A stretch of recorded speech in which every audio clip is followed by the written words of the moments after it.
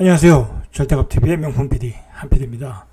자, 오늘은 세종에서 집을 팔고 서울로 이사를 갈까 고민하시는 분들이 많아요. 생각보다 많은 분들을 좀 만나봤고, 그리고 이제 댓글로도 물어보시는 분들이 많더라고요. 자, 그래서 한번 그 주제를 가지고 한번 이야기해 보겠습니다. 어쩔 수 없는 현상 같아요. 세종의 집값이 많이 올랐고 서울의 집값도 많이 올라가고 있고, 자, 그러니까 상대적으로 이제 세종의 집값이 많이 올라가니까 서울에 집을 사야 되지 않나, 팔고. 왜냐면 세종은 최근에 또 집값이 또 하락을 하고 있잖아요. 이게 또 고점이 아닌가. 그럼 팔고 서울을 가야 되지 않나.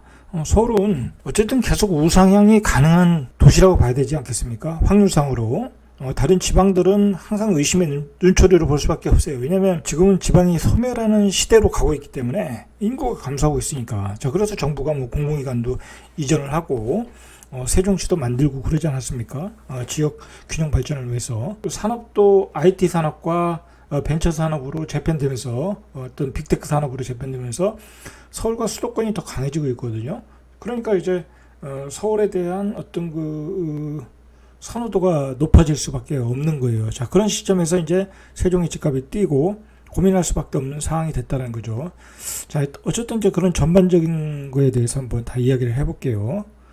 자, 일단 최근에 그 세종에 관한 기사 나오고 있어요. 자, 일단 기사 내용을 보시면 이게 조선일보에 나왔던 기사인데, 이걸 한번 우리가 좀 분석을 할 필요가 있어요. 45% 폭등했던 세종시 집가 4달 연속 하락하고 있다. 버블이 붕괴 현상의 전조가 아니냐. 자, 이 얘기를 하고 있어요. 자, 일단 조선일보에서 이런 기사를 내보는 것은 어떤 조선일보 자체가 조금 지금 좌파 정부의 어떤 반대편 아니겠습니까? 자, 그러니까 항상 세종에 대해서 별로 좋은 시각이 없어요. 그 사람들은 세종에 대해서 조금만 약점이 보이면 이렇게 어떤 공격적인 기사들을 내놓는 것 같아요. 자, 이걸 우리가 정치공학적으로 좀 해석할 필요가 있어요. 조선일보에서 이런 기사가 나왔다. 조선일보는 지금 좌파 정부에 대해서 비판적인 입장이다. 자, 그래서 나오는 얘기가, 근거가 전세가도 4달 연속 하락했고 지나친 집값 상승이 큰 악재이다. 뭐 이건 맞아요. 그동안 작년에 45% 폭등했으니까 집값이 조정을 받고 있다라고 정도 해석을 하면 될 것 같아요. 이게 버블 붕괴 전조이다. 보니까 본인들도 여기다 캐스천 마크를 달았어요. 버블 붕괴 전조이다라고 볼 수는 없고, 작년에 많이 올랐기 때문에 조정을 받고 있다라고 보시면 돼요. 세종시 주택의 침체가 심상치 않다. 과연 심상치 않을까요? 한번 보시죠. 계속해서. 자, 올해 입주 물량도 급증했고 하락 압력이 커지고 있다. 자, 올해 입주 물량이 작년에 뭐 예를 들어서 한 5,000가구, 5,500가구, 올해 한 7,500에서 한 8,000가구, 작년보다는 많아요. 그러나 예전에 한참 많을 때 15,000보다는 적은 거죠. 그리고 지금은 이제 수요가 많잖아요. 그리고 예전에 이 정도 물량 나오면, 이 정도보다 조금 더 나오면 전세 가격이 급락을 했어요. 예를 들어서 3억 하던 게 뭐 2억을 하고 1억 5천 가고 막 그랬어요. 근데 사실 지금 그러냐? 자, 그렇진 않아요. 전세 가격은 아직도 강세다. 예를 들어서 지금 84 기준으로 한 3억 5천 정도는 줘야 되잖아요. 그죠? 3억 5천이면 싼 거 아니에요? 예전에 세종에 비하면. 물론 이제 대전에 비해서는 좀 쌀 수는 있어요. 뭐 요즘 대전의 전세 가격이 비싸니까. 전세 가격이 급격한 하락은 없다. 예전처럼 그런 거 없어요. 지금 그만큼 수요 기반이 든든하다. 자, 그리고 뒤에서 이야기하겠지만 세종의 전세 물량이 내년에는 급감을 한다는 거예요. 그리고 내후년 2023년에는 거의 물량이 없어요. 세종의 내년의 전세 가격은 폭등이다라고 보시면 돼요. 왜냐면 지금, 그리고 임대차 보호 3법 때문에 내년 이후에 임대차 보호 3법에 4년차가 되는 기간, 자, 그 기간에는 그동안 못 올렸던 전세 가격을 올려야 되거든요. 근데 내년에 세종은 물량도 없어. 전세 가격이 급등할 수밖에 없어요. 그건 뒤에서 이야기하겠어요. 이 세종의 기사들을, 기자들이 이렇게 기사화하는 것은 뭐냐면, 지금 전국에서 유일하게 4개월, 4개월 연속 하락하는 곳은 세종밖에 없어요. 자, 그러니까 앞으로 서울 수도권의 집값이 이런 양상으로 떨어지지 않냐라고 이제 어떤 나침판의 역할을 할 것이다라고 이제 어떤 예를 들기 위해서 세종의 기사들을, 아파트 가격의 시세의 흐름을 기사화하고 거기다 이제 버블 붕괴 전조다, 이런 흥행성 기사를 쓰고 있다라고 보시면 될 것 같아요. 그러면 세종에서 어떤 흐름이길래 하락 추세라고 하냐? 자, 일단 보시면은 부동산원의 아파트 매매가 변동률 조사에서 6월에 0.15, 7월에 0.21, 8월에 0.29. 자, 9월 달도 이제 하락을 했죠. 9월 달은 하락의 폭이 9월에 들어서는 주간 단위 조사에서 내림세를 이어가고 있고 4개월 연속 하락이 확실시 된다. 뭐 아직 9월이 확정 안 됐으니까. 근데 이제 9월의 낙폭은 좀 줄어들 가능성이 많아요. 전체적으로 보면 급매물들이 나오고 있어요. 그래서 급매물들이 8월에 거래가 많이 됐어요. 8월에. 그리고 9월에도 매매가 많이 됐어요. 그러니까 급매물들이 빠지고 있다. 자, 그러면 우리가 제가 전에 이제 그 세종시 급매물 소진 과정도 방송을 해드렸거든요. 나중에 한번 보시면 돼요. 자, 이 세종에서 급매물들이 어떤 급매물들이냐면, 가령 예를 들어서 내가 세종에 살고 있는데 또 다른 아파트를 당첨이 된 거야. 자, 그런데 그 입주하는 아파트로 가야 되는데 팔고 가야 될 거 아니에요. 그렇지 않습니까? 뭐 취득세 문제도 있고, 그리고 잔금 문제도 있고, 그러니까 그런 급매물들이 많아요. 그러니까 입주 물량이 끝나면 급매물들은 없을 수밖에 없어요. 그리고 세종에 사시는 분들은 내가 팔고 다른 데로 이사 가야 되겠다, 그런 생각을 가지시는 분들이 그렇게 많지 않아요. 왜냐하면 세종에 살다 보면 좋아지는 게 피부로 느껴지고 있고, 그리고 아이들이 좋아하거든요. 아이들이 나가려고 그러진 않아요. 세종시 밖으로. 세종시 밖에 심지어는 서울로 이사 가자 그러면 안 이사 가요. 세종시가 좋다고. 저 그러니까 어떻게 이사를 가겠어요. 그러니까 지금은 이주 수요가 아니라 그 새로운 아파트로 갈아타는 그 급매물들이 나오고 있다. 그러면 그 새로운 그 입주 아파트의 입주 기간이 끝나면 급매물도 다 소진될 가능성이 높다라는 거예요. 자, 그 소진 기간이 바로 내년 1, 2월까지라는 거예요. 올해 12월까지 이제 많은 물량이 입주를 하고 나머지 1, 2월, 2022년 1, 2월 되면 거의 소진이 된다. 그러면 급매물이 내년 1, 2월이면 거의 소진이 된다라고 보시면 될 것 같아요. 이런 팩트를 가지고 세종시의 급매물들을 접근하셔야지 기사만 보고 세종시의 아파트 가격이 너무 많이 올랐기 때문에 저거 버블이 꺼지는 거다. 자, 그리고 내년 대선 이후에는 알 수가 없다라는 그런 기사를 가지고 한없이 폭락의 기사들이 재생산되는 것을 우리가 기사에서 볼 수 있거든요. 뭐 댓글들도 그렇게 달고. 자, 그렇게 달면 그런 기사를 보고 내가 세종시 아파트 매매할 생각이 있으신 분들이 접근을 못하면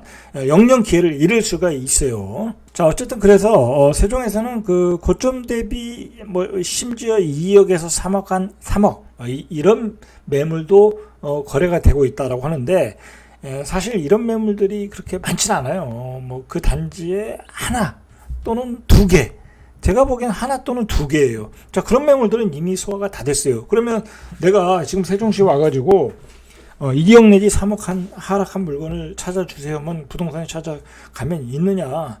있을 수도 없고 없을 수도 있다라는 거예요.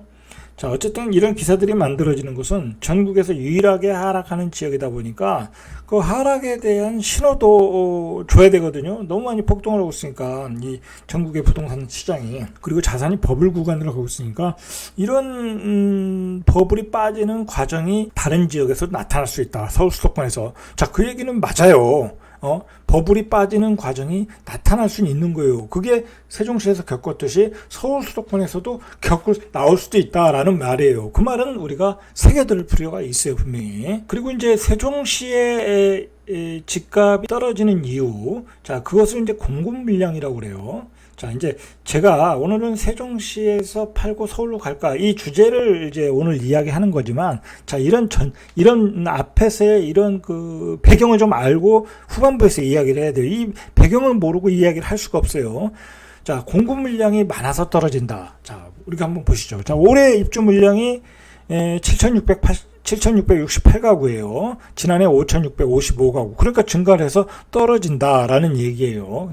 근데 이건 이유가 안 돼요. 예전에도 얘기했듯이 전에는 15,000가구씩 입주 물량이 나왔어요. 그리고 7,668가구라는 게 지금 세종시 수요로 봐서는 그렇게 많지도 않고. 자, 그리고 이제 신문 기사에서 얘기하는 것은 지난달 30일에 이사 대책 후속 조치로 연기면에 6,000가구, 조치원에 7,000가구 신규 공공택지를 조성하겠다. 자, 이것 때문에 공급이 증가할 전망이기 때문에 세종의 집값이 떨어진다라고 이야기를 하는데, 자, 그렇지가 않아요. 자, 이게 왜 그러냐면 일단 조치원의 7천 가구는 세종시의 집값에 영향을 끼치지 않아요. 제가 보기엔 조치원은 조치원이에요. 세종시는 세종시 이 생활권 계획된 생활권 구역에서의 의미가 있는 거예요. 그러니까 예를 들어서 공주에다가 공주와 세종 중간에 뭐 송현동인가요? 동현동. 거기에다가 뭐 8천 가구 진다고 집값이 세종시 집값이 떨어지겠어요? 그렇진 않다.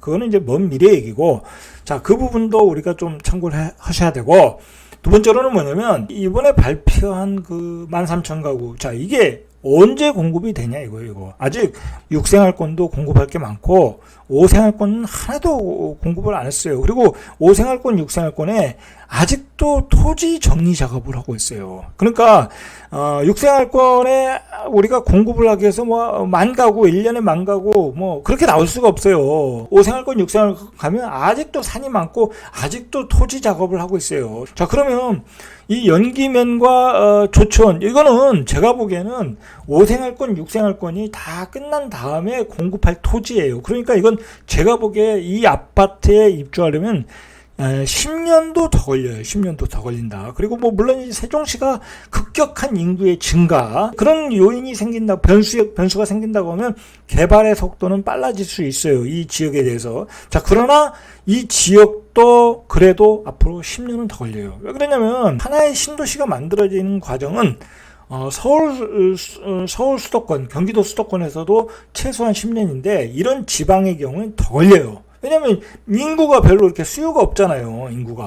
인구의 유입이 적잖아요. 인구의 유입이 대기 수요가 충분한 서울 수도권도 10년이 걸리는데 이런 곳은 얼마나 더 걸리겠냐. 자, 그러니까 이러한 요인으로 주택값이 떨어진다라는 것은 그냥 끼워 맞추기식 어떤 논리라고 보시면 돼요. 이런 것은 아무런 영향이 없다. 자, 그리고 이건 5생활권, 6생활권이 끝난 다음에 분양할 아파트다라고 보시면 돼요. 자, 이거 한번 보시죠. 이거 아실에서 자료를 참조했어요. 세종의 입주 물량이에요. 자, 이 뭐 대전 지역까지 추가를 했다니까 뭐 더 많은 거겠죠. 자, 이게 보시면은 2021년에 이제 7,000, 아까 봤듯이 한 7,600가구 정도. 자, 2022년도에는 1,826가구.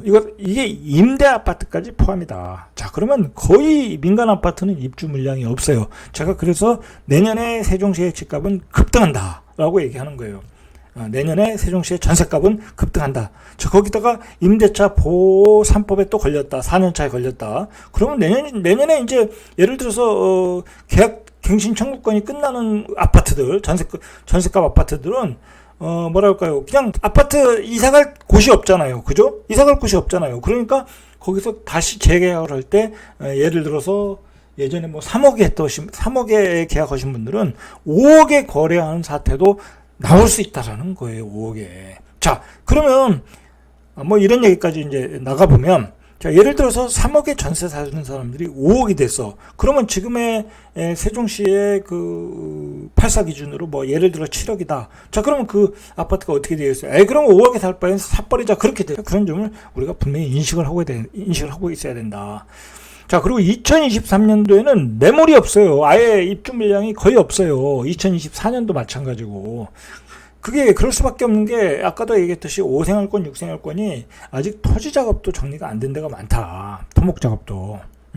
새로 아파트를 공급하고 싶어도 공급할 그 토지가 없어요. 지금 세종시는. 자, 그런 시각으로 어떤 팩트를 봐야 된다. 신문 기사를 보고 법을 붕괴다. 뭐 그런 어떤 희망적인 기사를 보고 계획을 세우면 큰 낭패를 범할 수 있다. 라고 보셔야 돼요. 이제 우리가 오늘의 주제를 본격적으로 한번 이야기해 볼게요.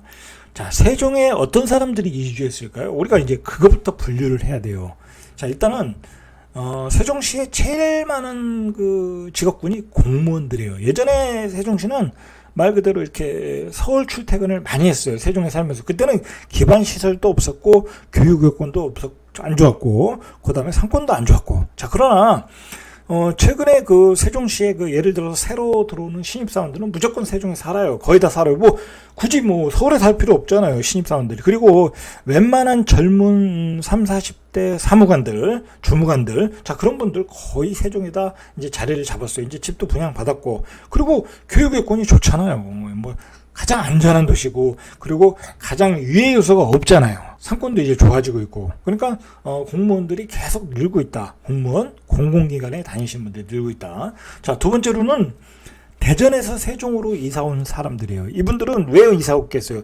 세종의 어떤 교육 여건이 좋거든요. 아이들, 초등학생 아이들, 그리고 중학생 아이들을 키우기가 좋잖아요. 일단 뭐랄까요, 직업군이 평균적인 직업군을 가지고 있기 때문에, 평균적인 소득군을 가지고 있기 때문에 아이들이 그러한 환경에서 편안하게 학교를 다닐 수 있는, 어떤 위험한 요소가 없이 학교에 다닐 수 있는 그런 환경을 갖추고 있기 때문에, 그리고 세종시는 그 항아리 상권이라는 게 잘 돼 있기 때문에 아이들의 동선이 참 좋아요. 그러다 보니까 학원과 병원과 기타 어떤 체육시설이라든지 그런 걸 아주 편안하고 쉽게 이용할 수 있어요. 그래서 대전에서 세종으로 아이들을 위해서 이주하시는 분들이 굉장히 많아졌어요. 이제 예전에는 전셋값이 싸서 세종으로 이사를 했지만, 이제는 전셋값이 비싸도 세종으로 그렇게 이사를 하시는 분들이 있어요. 그러나 이제 예를 들어서 아직은 고등학교에 다니는 입시를 앞둔 그런 자녀를 둔 분들은 아무래도 아직은 대전에 둔산동이 좋잖아요. 그러니까 다시 이사 가시는 분들은 있어요. 자, 그러나 이제 세종도 지금 초등학교, 중학교 애들이 크면 고등학생이 될 거 아니겠습니까? 그러면 세종도 이제 학군이 좋아질 수밖에 없어요. 학원가도 좋아지고 있고. 자, 그러면 점차로 수요가 늘어날 수밖에 없어요. 자, 어쨌든 그래서 대전에서 세종으로 이사 오신 분도 많고, 다시 대전으로 리턴하시는 분도 있다. 그러나 아직은 대전에서 세종으로 이사 오시는 분들이 많다. 자, 그러니까 전세 가격이 이어가고 있는 거예요. 자, 이런 분들이 있다. 자, 이런 분들은 별로 고민이 없어요. 그렇지 않겠습니까? 대전에서 세종으로 오신 분들은 다시 대전으로 리턴할까? 그럼 대전의 집값이 더 앞으로 강해야 되잖아요. 강해야 앞으로 대전의 집값이 더 뛸 것이다 라고 생각하면 대전으로 이사 가는 거예요. 자, 그러나 이미 세종의 집값은 평균 가격으로 대전의 집값을 넘어섰어요. 그리고 세종은 대전, 충남, 충북, 청주 그 중심의 메가시티예요. 그리고 서울 세종 고속도로가 1시간 10분 만에 간다. 자, 그것도 스마트 고속도로를 통해서. 자, 그러면 세종은 서울에 대한 접근성이 좋아지기 때문에 중심 도시가 될 수밖에 없어요. 자, 어쨌든 대전으로 다시 집값을 위해서 리턴하실 분들은 없다. 단지 이제 직장의 거리가 멀어서, 또는 고등학생의 어떤 입시 교육을 위해서 가시는 분들은 있다. 그러나 그런 분들은 많지 않다. 자, 그러니까 그런 분들은 별 이야기할 필요가 없어요, 여기서. 자, 근데 어떤 분들이 지금 고민을 하고 있냐? 자, 바로 이제 서울 경기도권에서 이사 오신 분들이 고민을 하는 거야, 초기에. 자, 이런 분들이 어떤 목적으로 많이 왔냐면, 자, 제가 이제 세종에서 한 5년 살다 보니까 많은 분들을 만났겠죠. 자, 그런 분들 중에 특히 이제 생각보다 투자를 잘 하시는 분들이 많이 내려왔어요. 이 투자 목적으로 세종에 내려오신 분들이 많다. 예를 들어서 남편은 서울에 직장을 다니고, 서울에서 이제 직장을 다니고, 와이프랑 아이들은 내려온 거야. 교육 환경이 좋으니까 내려왔겠죠? 자, 근데 집값이 많이 올랐어요. 근데 남편은 서울에 직장이야. 그러니까 다시 서울로 가고 싶은 거예요. 애들도 다 컸고, 이제 초등학생도 아니고, 고등학교, 대학교 그런 식으로 올라가니까 다시 서울로 가고 싶다. 집값도 많이 올랐고. 자, 그런 분들이 이제 고민을 하기 시작했다라는 거, 고민을 하기 시작했다. 자, 경기도권도 마찬가지. 바로 이런 분들이 지금 고민을 하고 있고, 자, 거기에다가 이제 최근에 세종의 집값이 하락을 하고 있잖아요. 그죠? 더 고민스러운 거야. 근데 서울 수도권의 집값은 폭등을 하고 있어. 야, 이 타임을 놓치면 내가 서울 수도권에 집을 장만하지 못한다는 불안감이 오기 시작하겠죠. 자, 그러니까 다시 서울로 리턴하는 고민을 시작하게 됐다라는 거. 그리고 이분들 입장에서는 당연한 이야기지만 세종이라는 곳은 그래도 지방 아니냐, 한계가 있다라고 생각을 하는 거예요. 한계가 있다. 그래서 서울 수도권은 그렇다 치더라도 서울의 집값은 계속 우상향할 수 있는 것은 분명하거든요. 그것은. 근데 이 지역은, 이 세종이라는 곳은 지방 도시니까 한계가 있다라고 고민을 하고, 이 시점이 옮겨 탈 타임이 아니냐라고 고민을 하고 이제 의문을 갖기 시작했다라는 거예요. 자, 그래서 세종을 팔고 서울을 가자라고. 근데 이제 그분들도 여기 살다 보니까 세종이 발전하는 모습을 분명히 눈으로 보고 있어요. 자, 그리고 알아요. 세종은 아직 반도 안 온 것 같다라는 거예요. 왜냐면 세종이 뭐 앞으로 발전할 수 있는 그 무궁무진한 그 재료들이 많잖아요. 호재들도 많고, 그리고 아직 도시도 완성도 안 됐고, 자, 그리고 반면에 서울은 또 이미 많이 올랐어. 뭐 물론 앞으로 조정받고 더 올라갈 수는 있지만 이미 많이 오른 타임에 들어가기가 또 쉽지가 않아요.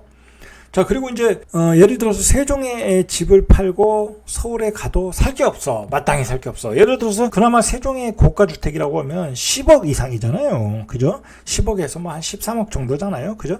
자, 그 돈 가지고 가도 살 게 없다. 뭐 여기서 8억 가지고 가서 서울에 가서 살 수 있는 아파트는 중저가 아파트밖에 없어요. 한 20년, 30년 된 아파트. 그것도 비선호 지역으로 갈 수밖에 없다. 세종의 최고급 지역에 살다가 서울의 비선호 지역에 20년, 30년 된 아파트 살 수 있겠습니까? 못 사요. 그러니까 고민이 많을 수밖에 없죠.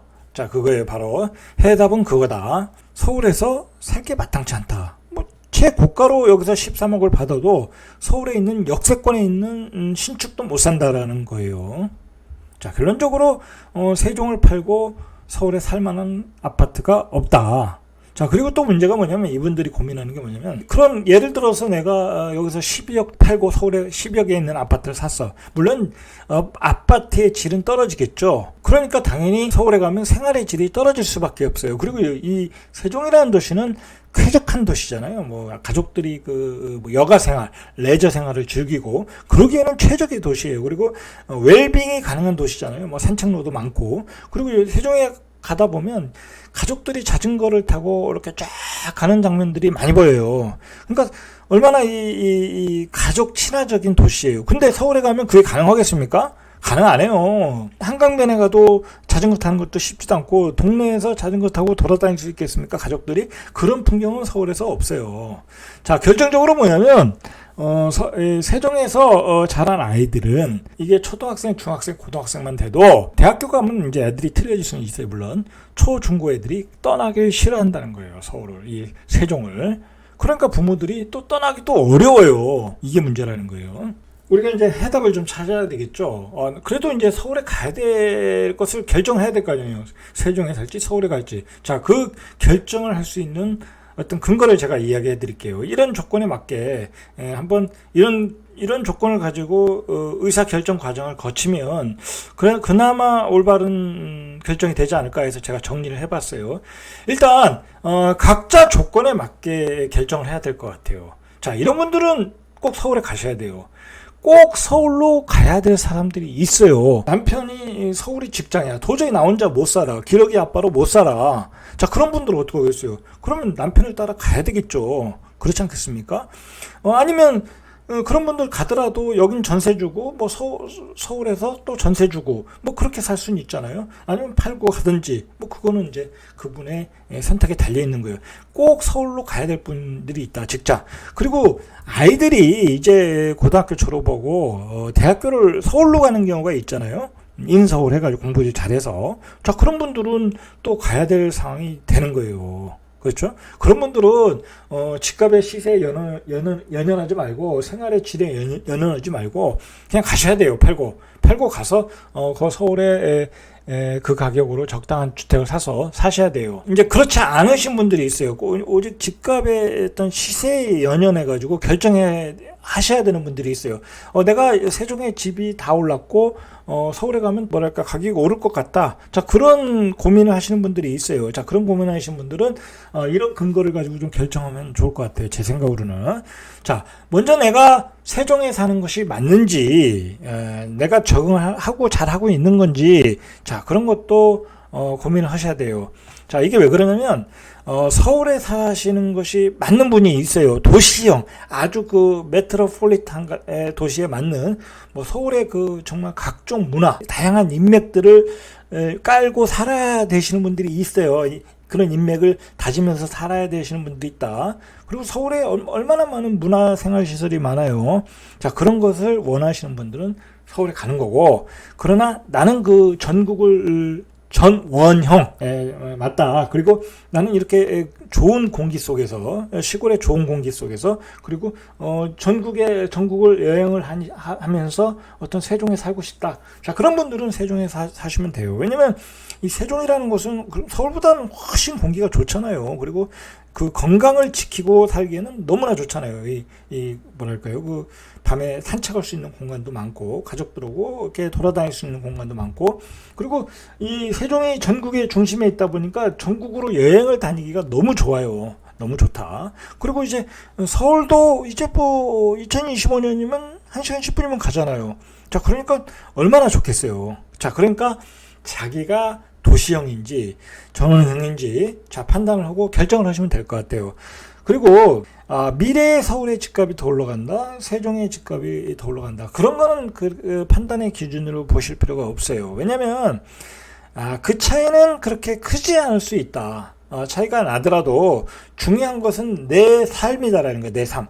내가 여기서 얼마나 행복하게 살 수 있는가, 내가 서울에서 얼마나 행복하게 살 수 있는가, 자, 그것을 가지고 판단해도 된다.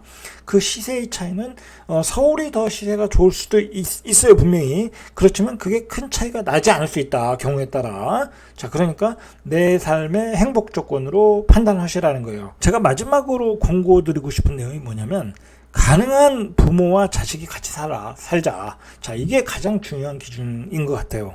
제가 어떻게 어렸을 때부터 서울로 유학을 오다 보니까 거의 평생 부모와 떨어져 살았어요. 그러니까, 단점들이 너무 많아요. 뭐, 부모님을 만나 뵈려면 또 먼 길을 가야 되고, 명절 때는 매일 먼 길을 가야 되고, 자, 그리고, 이게 가까이 있어야 뭐 부모의 건강도 체크해드리고, 뭐, 그럴 수 있는 거예요.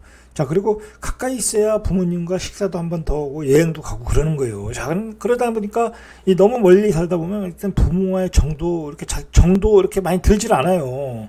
그렇지 않겠습니까? 제 생각으로는 가장 가족들이 행복하게 살 수 있는 것은 부모와 자식이 같은 동네, 같은 도시에 사는 게 좋다. 자, 그것도 여러분들이 어떤 도시에 살 것인가를 결정하는 조건이다라고 보셔야 돼요.